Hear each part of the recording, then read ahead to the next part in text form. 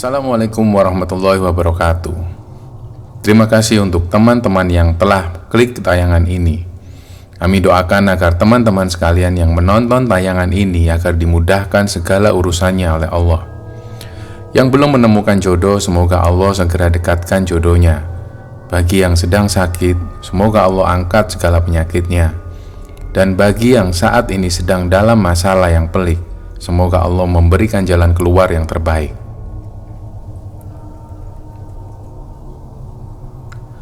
Pada kesempatan kali ini, kami akan bercerita tentang bangsa jin.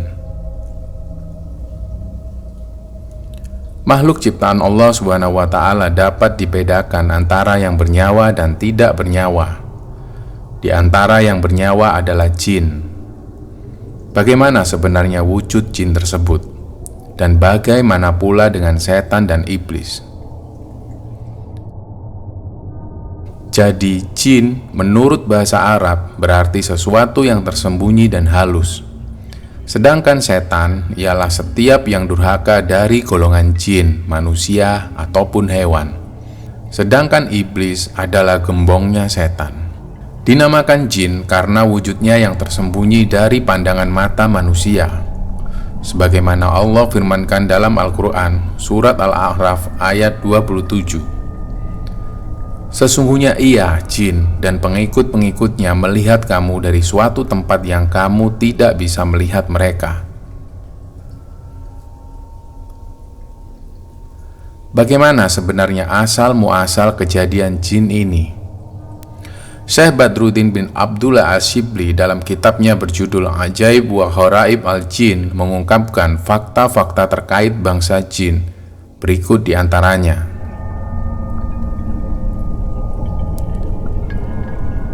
Bagaimana jin diciptakan? Syekh Badruddin mengutip pendapat tokoh salaf, diantaranya Abdullah bin Amr bin Al-As. Beliau mengatakan, Allah menciptakan jin 2000 tahun sebelum menciptakan Adam dan keturunannya. Jin didaulat tinggal dan mengurus bumi, sedangkan para malaikat menghuni langit dengan kualitas iman dan amal soleh yang jauh di atas bangsa jin. Lalu dari bahan apa jin diciptakan? Bila manusia diciptakan dari tanah, maka jin diciptakan dari api yang sangat panas. Allah Subhanahu wa Ta'ala sendiri berfirman dalam Al-Quran Surat Al-Hijr ayat 27. Dan kami telah menciptakan jin sebelum Adam dari api yang sangat panas. Allah Subhanahu wa Ta'ala juga berfirman dalam Al-Quran Surat Ar-Rahman ayat 15. Dan kami telah menciptakan jin dari nyala api. Rasulullah SAW bersabda, malaikat diciptakan dari cahaya, jin diciptakan dari nyala api, dan Adam diciptakan dari apa yang disifatkan, diceritakan kepada kamu, yaitu dari air sperma dan ovum. Hadis riwayat Muslim ini diriwayatkan dari Aisyah di dalam kitab Az-Zuhd dan Ahmad di dalam Al-Musnad. Bagaimana wujud api yang merupakan asal kejadian jin? Al-Quran tidak menjelaskan secara rinci, dan Allah pun tidak mewajibkan kita untuk menelitinya secara detail. Ibnu Abbas, Ikrimah, Mujahid, dan Adak berpendapat bahwa yang dimaksud api yang sangat panas adalah nar al-sum atau nyala api. Nar dalam firman Allah di atas ialah api murni. Ibnu Abbas pernah pula mengartikannya bara api, seperti terkutip dalam tafsir Ibnu Katsir.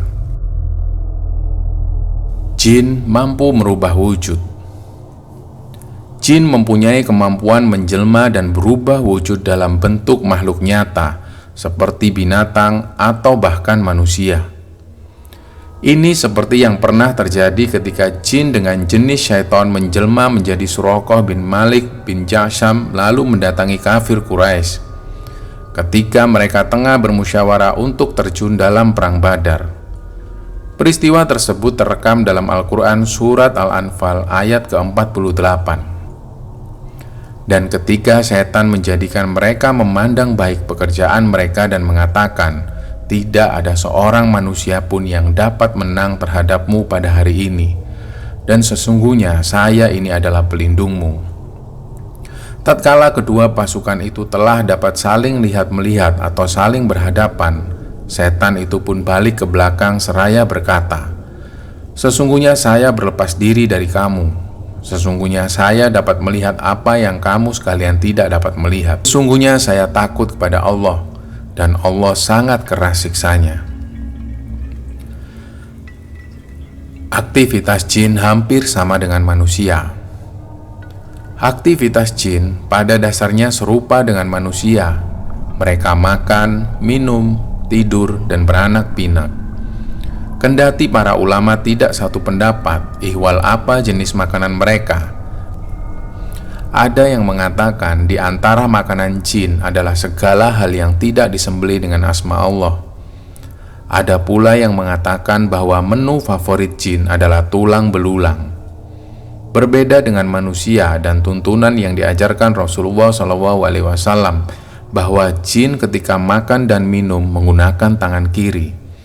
Sementara kita manusia, umat Islam diajarkan menggunakan tangan kanan untuk kedua aktivitas tersebut. Kesamaan tersebut bukan hanya soal kebutuhan biologi sehari-hari, tetapi soal aspek ritual. Pada dasarnya, bangsa jin juga mendapat perintah yang sama, yaitu beribadah kepada Allah Subhanahu wa Ta'ala, seperti halnya manusia. Mereka juga mendapat perintah dan larangan. Hal ini seperti termaktub dalam Quran Surat Al-Jin ayat 1-2. Jin takut pada manusia. Imam Mujahid bin Jabir pernah berpesan ketika seseorang melihat bangsa jin, entah itu setan, memedi, makhluk halus, dan lain sebagainya, janganlah lari tunggang langgang yang membuat diri sendiri trauma, tetapi hadapilah, maka dia akan pergi. Dalam hal ini, bangsa jin sadar bahwa derajat mereka lebih rendah dibanding manusia. Lalu di mana jin bertempat tinggal? Banyak perbedaan antara manusia dengan jin, namun persamaannya pun juga ada.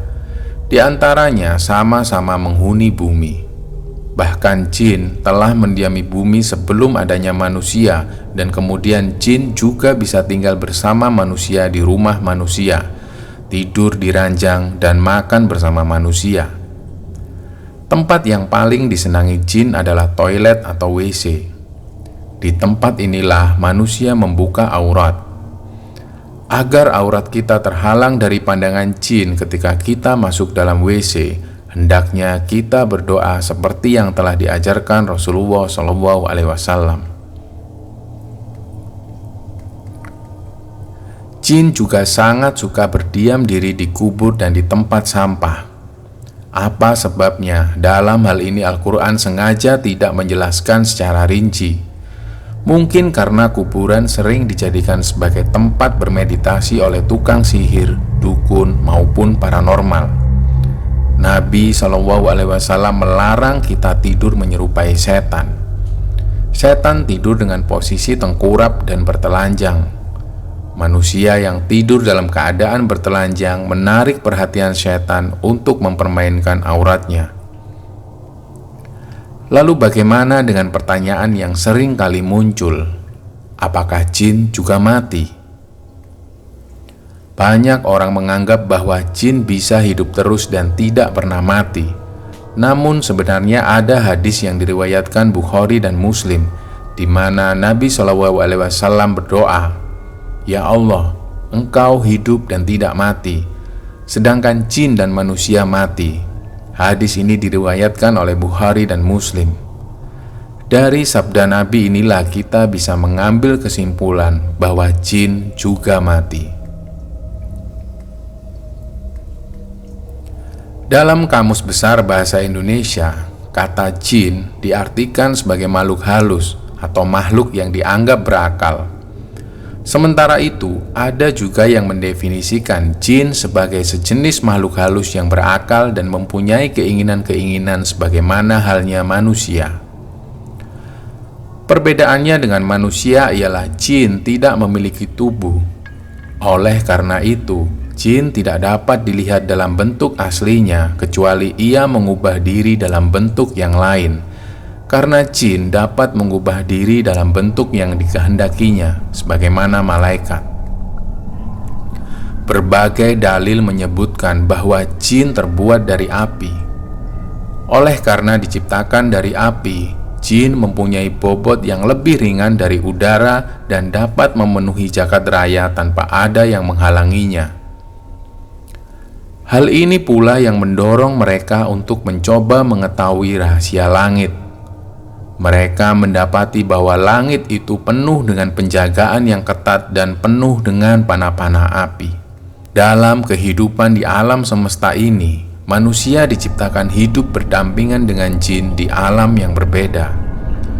Meski terpisah dalam ruang dan waktu, dua jenis makhluk hidup ini kerap melakukan interaksi yang disengaja maupun tidak. Tentu saja hal ini sangat menakutkan, mengingat bentuk dan alamnya sangat jelas-jelas berbeda. Tidak hanya golongan manusia saja yang sering bertamu secara diam-diam, namun golongan dari bangsa jin ini juga kerap melakukan hal yang sama. Inilah yang patut diwaspadai dari sosok mereka. Tak hanya sekedar bertamu, para jin juga memiliki tugas khusus untuk menggoda manusia sesuai dengan kemampuannya. Hal ini seolah membenarkan sumpah iblis saat diusir dari surga, bahwa dirinya dan juga bala tentaranya akan terus menggoda umat manusia. Dan inilah berbagai macam jenis jin itu. Jin al-Jan, jin yang serupa dengan manusia. Keturunan kaum al-Jan biasa disebut sebagai Banul Jan. Mereka ini adalah jenis jin yang kehidupannya hampir mirip dengan manusia. Kaum al-Jan ada yang berjenis kelamin jantan, betina, muslim, non-muslim, makan, tidur, dan lain sebagainya. Banul al-Jan merupakan penghuni pertama dari bumi sebelum kedatangan manusia.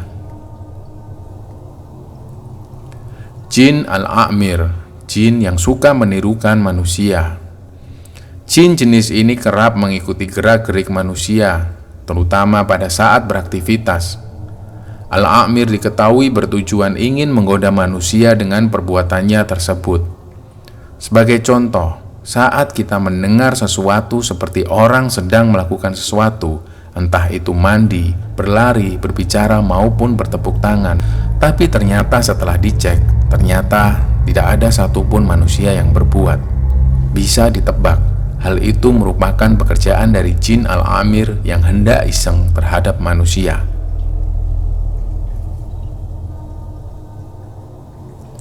Al-Ifrit, jin andalan para dukun dan tukang sihir. Jin legendaris ini termasuk jenis yang paling banyak digunakan oleh manusia, tentunya dengan berbagai macam tujuan. Mereka kerap dipakai sebagai kodam atau pembantu manusia, terutama oleh para dukun, penyihir, dan tukang ramal. Jin Ifrit kerap melakukan tipu daya kepada manusia, menghembuskan rayuan semu yang sangat halus dan penuh dengan jebakan. Mereka yang terbuai makin tidak sadar bahwa perbuatannya telah melenceng dan jauh dari syariat agama. Jin al-Arwah, jin penyamar yang ditakuti manusia. Keberadaan jin al-Arwah sangat ditakuti oleh manusia. Bukan apa-apa, makhluk dari golongan ini terkenal kuat dan suka usil terhadap manusia. Keahlian utamanya yang tidak dimiliki oleh jin yang lain adalah mereka bisa mengubah bentuk sesuai dengan keinginannya. Ilmu ini kerap digunakan dengan beragam tujuan. Kebanyakan hanya untuk usil dengan menakut-nakuti dan melemahkan iman seorang manusia. Kadang para jin al-arwah berubah menjadi kerabat dan sanak saudara kita yang telah meninggal untuk mengecoh pandangan. Jin Qorin, jin pendamping manusia. Berdasarkan perenungan terhadap berbagai dalil dari Al-Quran dan hadis, dapat disimpulkan bahwa tidak ada tugas bagi jin Qorin selain menyesatkan, mengganggu, dan membisikkan rasa was-was. Godaan jin korin ini akan semakin melemah sebanding dengan kekuatan iman pada diri seseorang. Demikianlah pembahasan tentang bangsa jin. Dunia jin memang penuh dengan misteri. Selain kemampuan kita sebagai manusia yang terbatas, alam gaib tersebut sangat dilarang untuk dimasuki oleh manusia. Begitupun sebaliknya. Cukup kita imani dengan baik dan menghargai keberadaan mereka sebagai bentuk kebesaran dan kuasa Allah Subhanahu wa Ta'ala. Terima kasih untuk teman-teman yang telah mendengarkan kisah ini. Jangan lupa untuk subscribe channel Itang Tirta, like video ini, tinggalkan komentar, dan share ke teman-teman kalian. Wassalamualaikum warahmatullahi wabarakatuh.